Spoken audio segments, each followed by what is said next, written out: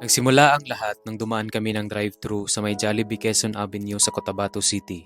Actually, pauwi na kami niyan galing seminar nang naisipan muna naming dumaan ng drive-thru. Sa di inaasang pangyayari habang umu-order kami, ay may nakita kaming isang batang natutulog. Siguro pagod na pagod siya mula umaga hanggang hapon sa paglalako kaya siya nakatulog.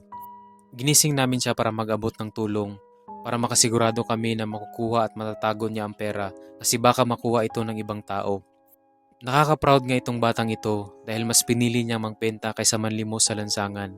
Pagkatapos noon ay in-upload ko ito sa aking mga social media account at umani ito ng samot-saring reaksyon mula sa mga netizens mapa Facebook man o TikTok. Maraming naantig sa bata at nag-abot ng tulong. Kaya ayon sabi ko, babalikan ko ang batang ito. Pagalipas ng 3 araw ay binalikan ko siya. Babasakali kami kung nandito ulit yung bata na nakita namin nung nakaraang araw. Papunta nga namin doon ay hindi namin siya inabutan. So ngayon guys, hindi namin naabutan yung bata sa Jollibee. Maglilibot-libot kami dito sa Cotabato City para hanapin siya. Naglibot-libot kami, nilibot namin ang buong downtown ng Cotabato City at nagbabakasakali kami na makita namin siya. Pero hindi pa rin namin siya nahanap. Hanggang sa napagpasyahan namin na bumalik ng Jollibee at doon na lang maghintay sa kanya. Halos umabot kami na 30 minuto sa paghihintay kay Taya dahil ayaw naming umuwi na hindi siya nahahanap hanggang sa dumating siya, dala-dala ang kanyang mga binebentang saging. Ikaw si Taya. Saan ka pumunta? Doon na. Saan? Tinda kami doon. At sinama na nga namin si Taya at dito magsisimula ang ating sorpresa para sa kanya. Una nga ay pinagupitan ko siya dahil napansin ko na medyo mahaba na nga ang kanyang buhok. Tinanong ko siya kung first time niya ba magpagupit sa salon, sabi niya ay opo. Poging-pogi na nga si Kuya Taya sa bagong niyang gupit. Pagkatapos nga nun ay pumunta kami ng South Seas Mall para ipag-grocery si Kuya Taya ng kanilang mga basic needs sa kanilang bahay. Si Taya pala guys ay pangatlo sa 6 na magkakapatid. Pumanaw na ang kanilang nanay at iniwan naman sila ng kanilang tatay. Tinitiis ni Taya at ng kanyang kuya ang init at ulan para makapagbenta ng saging, lumpia at mais sa lansangan para may mauwi sila sa kanilang lola at mga nakakabatang kapatid. Nakakamangha ang pinakitang pagsasakripisyo ng bata at nakakalungkot lang dahil sa murang edad niya, hindi niya naranasan ang pagiging isang bata dahil maaga siyang namulat sa realidad ng buhay. Bago nga namin siya inuwi sa kanilang bahay, ay kumain muna kami sa Jollibee.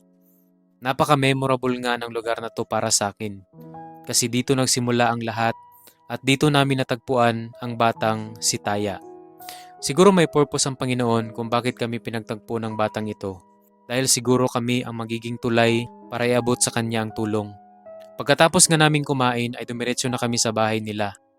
Nakakaawa ang sitwasyon ng bahay nila Taya. Umuulan nga nang kami ay pumunta sa kanila. Butas-butas at tumutulo ang kanilang bubong, walang maayos na gamit at higaan. Dito nakatira si Taya. Si Taya. Nandun sa sir, Jollibee. Na dito siya nakatira. Opo. Ana. Kasama namin siya ngayon. Inatid na namin.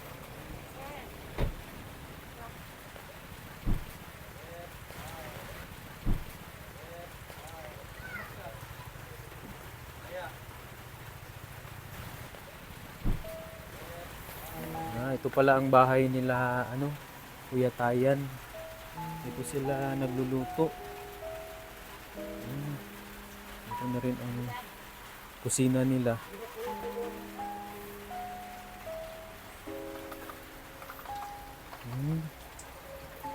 Dito na rin ang nyo kwarto. Ayan, no. Ito po ng mga bata. Ito ang kwarto ng mga bata. Ayun Tumutulog ba yung bubong, Ito mga kapatid, ito ni Taya. Kapatid. Hala. So dito sila natutulog. Ano pa nagatulog? Ang bubong. Dito kayo natutulog? Dito sila natutulog, no?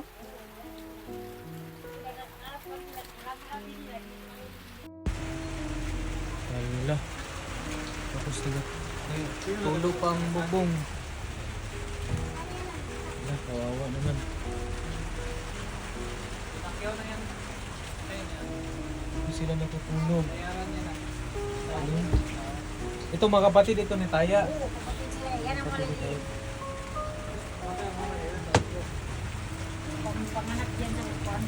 Bali, ang saan ang nanay ni Taya? Tay? Wala na, matay. Namatay. Ikaw na lang ang Oo, nagakuan. lola. Anong lulan niya? Lola kaya sa father side. Paano yan pag malakas ang ulan? Marian, ginatulungan sa. Nagatulo. Oo. Ay, parang kaya. Maliliit pa ang mga bata. Oh. Ilang taon yung pinakamaliit? Magdalawang taon na yan. Ito, 2 taon. Hindi, ano? Ito, ilang taon na ito? Lima. 5. Ito, Yan, tatlo yan. 3. Ito si Kuya. 2 taon din. Hello, maliit-liit. Tatay nila, te? Ayun, sana. Bali, iniwan pala si Taya ng tatay. Yun yung anak mo. Oo. Ayun. Yan, wala na. Yung nanay nila pagkamatay. Isang taon sigurong dinaanan niya mga bata. Yun, wala na, nagalis na. Ilang taon iniwan ito si Taya sa inyo? Mga, kuan siguro, mga 2 taon na siguro ngayon. 2 taon. Na bakit siya kasi nakita namin siya nung kuan, nagbili kami ng Jollibee sa drive-thru. Oo. Nakita namin ba na pagod. Na matagal na siya nagabenta ng kuan doon, mga saging. Matagal-tagal na sir, mga 1 taon na siguro. Ayun pala, kaya pala siya nagbenta kasi wala na siyang nanay. Oo. Wala na rin Siyempre, tatay. pero kung kuan may klase, pahintuin ko naman sila yan. Ngayon lang na walang klase. Oo. Pero sa kuan niya, kahapon lang sila mamaligyan ng saging.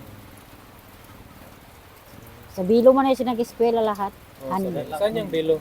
Yung sa malapit sa college. Sa may Oo. college. Sa NDU, hindi mo sakbang. Oo. Yan, mag-gender naman sa sunod na kuan.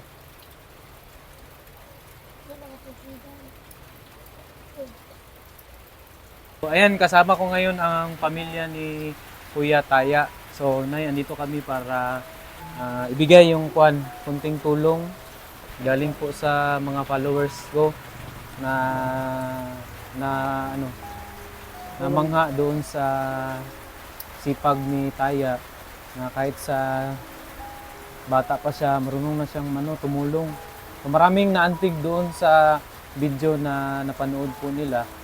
So ngayon marami pong nagbigay ng tulong para po kay Taya. So ako ginawa lang akong na instrumento na para ipaabot sa inyo ang tulong.